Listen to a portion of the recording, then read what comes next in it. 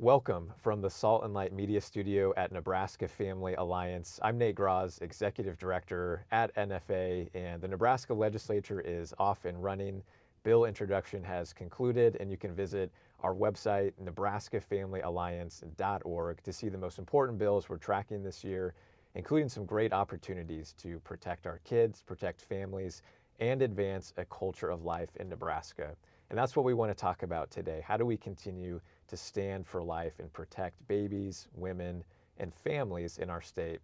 And today I'm honored to be joined by Sandy Danek, the Executive Director for Nebraska Right to Life, and a great friend. Sandy, thank you for being with us. Absolutely, my privilege. Well, every year we look forward to the Nebraska Walk for Life, which will be taking place on Saturday, January 31st.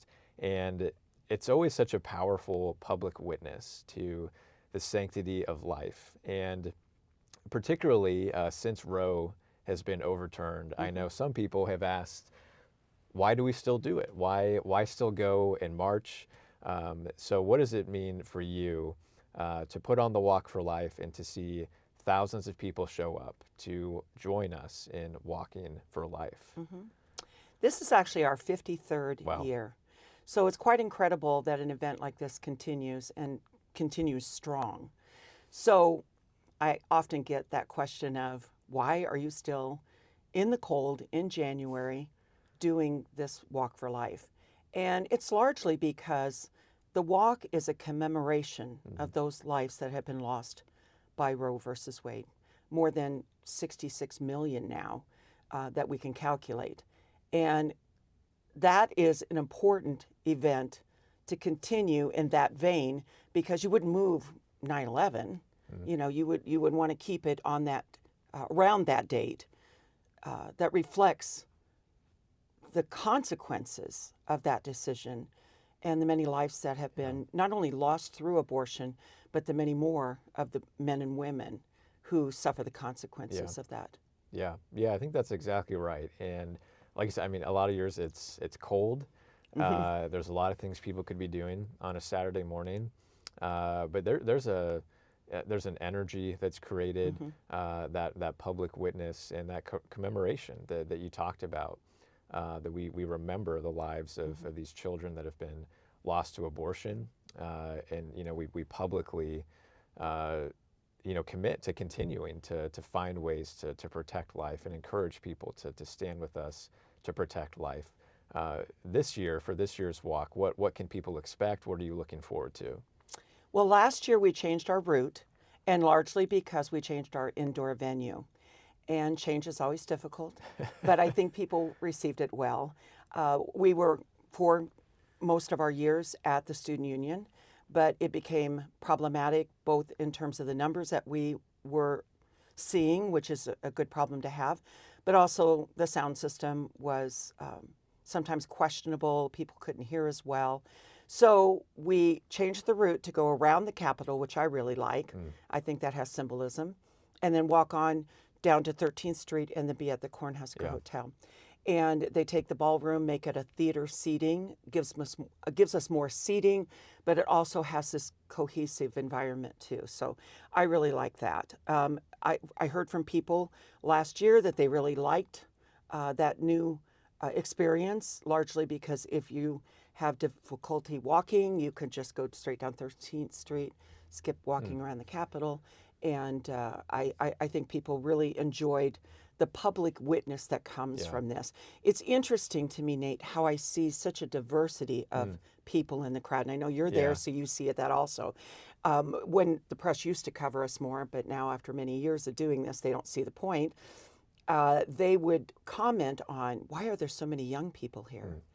And I notice that every year. The young people that come out in such large numbers and are enthusiastic about being there. And I get calls from, mostly college kids saying, hey, we're going to be there. What do you need? What can we help with? And I'm just inspired by that. Yeah, it is inspiring. And that's one of our favorite things is seeing all the young people that are there. And so the walk starts at our state capitol at 10 a.m. And then there's a walk and an opportunity to hear some really great speakers as well.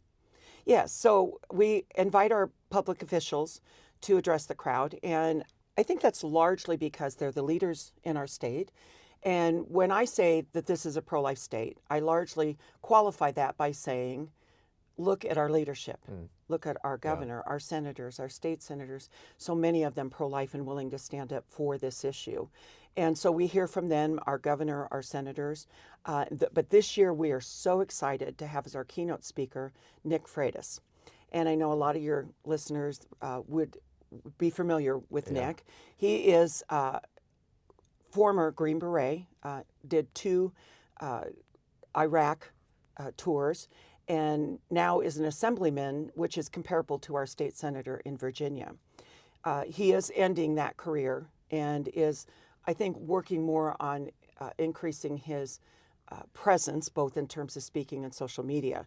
So you may know him on social media. He has a podcast, and then he also does the Why Minutes, which I love because it's pointing out the obvious hypocrisy or extremism, and then puts a little bit of satire to it, so it gives you kind of a chuckle.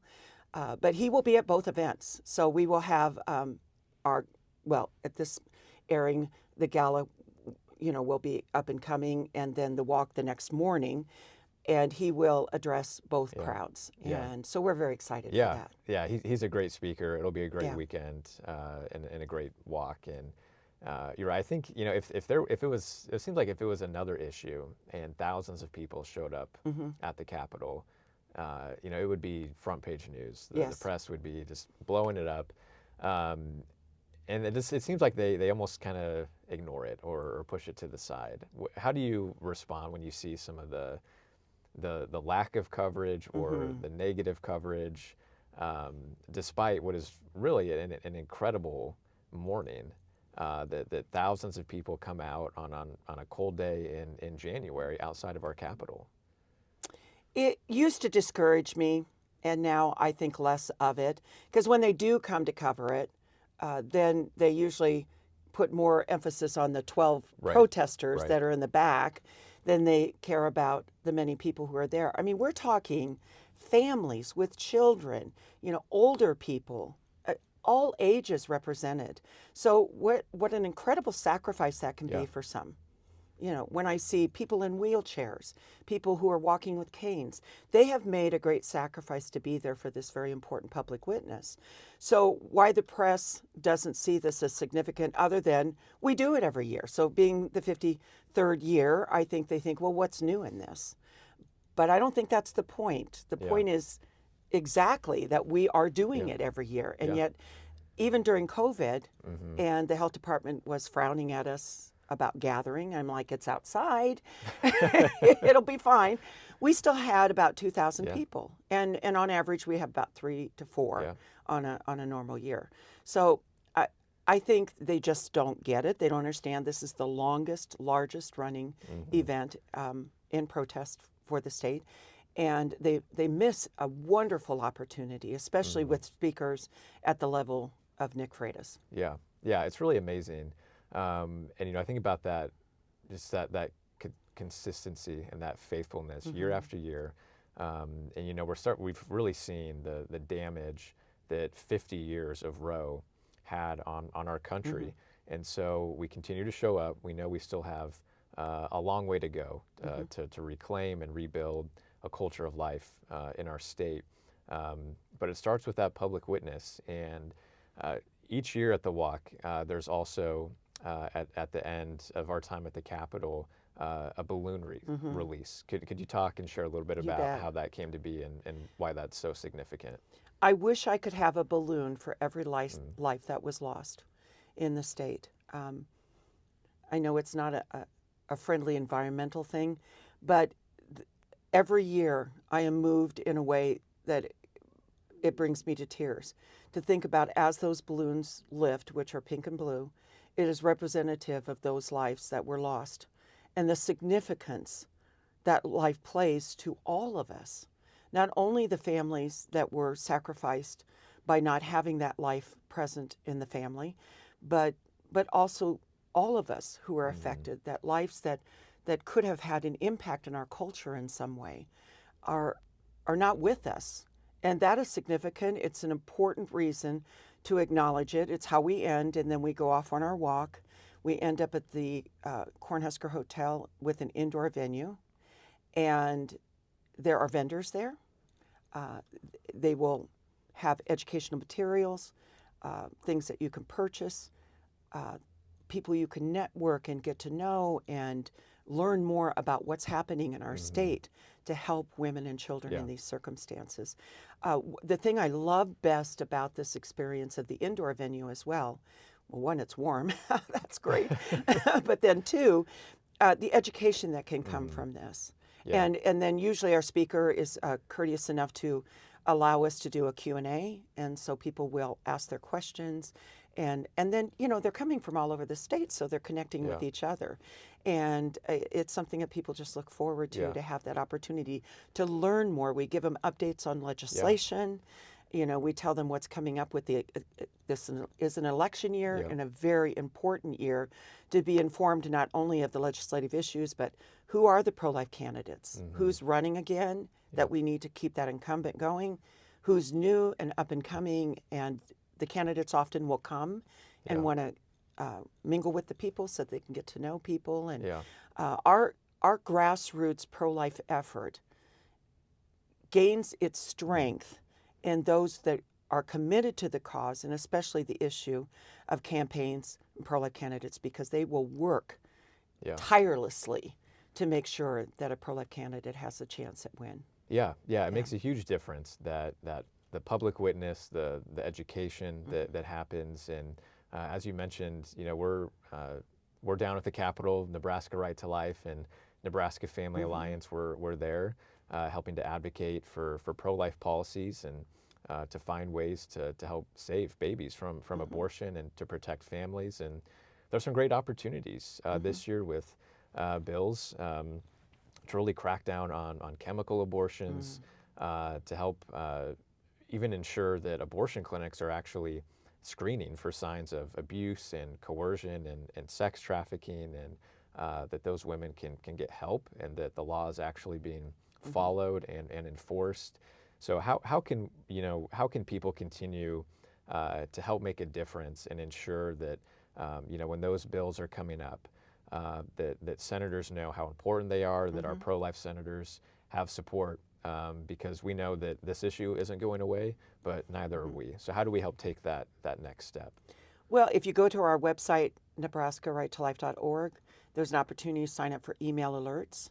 And so we, like your organization, put out regular alerts telling them where the bills are at and how they're coming along, when it's a good time to contact your senator and encourage them to step up for a particular vote.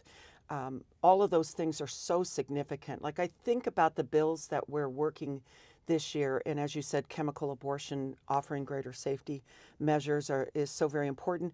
But I also think too, even about the safe haven law, and that we're trying to, bring this effort forth to have baby boxes in the state, to give people an even greater opportunity to make that sacrifice if it's necessary.